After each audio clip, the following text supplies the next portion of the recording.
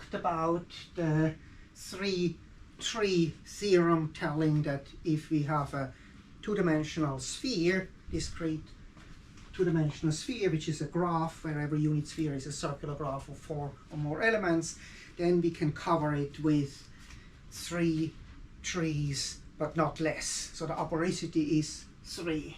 And we have already covered the lower bound last time, and that was last week. And I want to say something more about the upper bound. One can reformulate this proposition as 3 trees suffice. We have a sphere, 2 spheres, a planar graph. This has 4 coloring of the vertices, and we can use this 4 coloring of the vertices to produce 3 coloring of the edges. These are called Kempe chains. I call them A, B, C, and we see that here in the octahedron graph. I colored it with 4 colors, and we have these 3 graphs. They are not necessarily trees, and you see it here actually for the octahedron. We cannot get a tree, but we can get 3 one-dimensional graphs. They don't have triangles, triangle-free graphs, these Kempe chains. And what we can show is, and that implies this proposition too, is that if G is different from an octahedron, then there exists a coloring such that all A, B, C are trees. So that's obviously gives us then an upper bound. So it obviously gives us then an upper bound for the arboricity.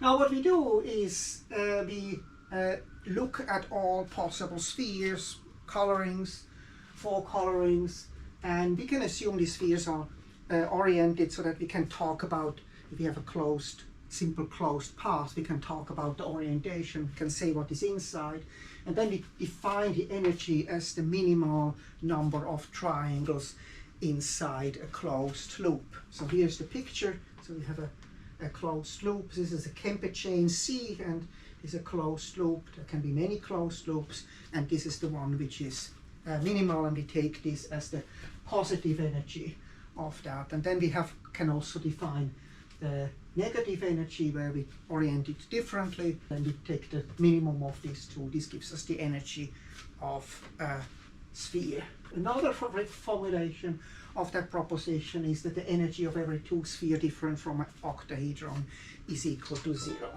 So if this energy is 0, this means there are no closed loops, and all these 3 Kempe chains are forests, and we have proven the result. So in order to do that, we apply a heat flow. That's an argument which is going back to Fermat with descent. It has been used in the 4-color theorem. Also, reduction argument. If there is a problem, there has to be a smallest one. But we also can see it with like a geometric flow. We just apply a flow, a map. We define a concrete map on 2 spheres, then use, and this map has the property that it leaves positive energy spheres invariant and decreases the energy. So there are 2 kind of collapses which we can do. One of them is collapsing of degree 4 vertices, removing degree 4 vertices. Degree 4 vertices can appear like that, right? We call this a Kempe diamond. So there are different vertices of degree 4. They always appear, they always form a linear subgraph. They cannot form loops. Otherwise, it would be a prism graph, the whole thing, and then you could reduce it to that. Or then, so it can also not branch. And then once they have the same color, we can collapse it together.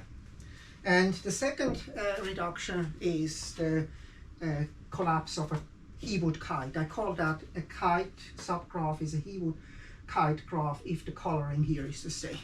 And the difficulty is to show that such Heawood kites appear. They can be at the boundary, right? They can be at the boundary here of L. So what we do is we work only inside here with this ball, this 2 ball, which is enclosed by L, and we can either reduce the boundary part or we can reduce something inside. But then we have to show that there exists such a He-wood kite inside. If we have the Kempe chain and we look at what happens inside, it cannot form another loop inside. It can also not connect two things together. It has to have trees or be empty. If it's empty, then there is only one point inside. If it's not empty, then there have to be leaves, endpoints of this Kempe chains inside, and that forces them to have a He-wood kite, and that He-wood kite can then be collapsed because we have got rid of all the degree 4 vertices. That's the argument. It's a reduction argument. I might say something more about this next time, but that's the idea. The idea is a geometric flow, applying a geometric flow on all these colored spheres. That's it for today.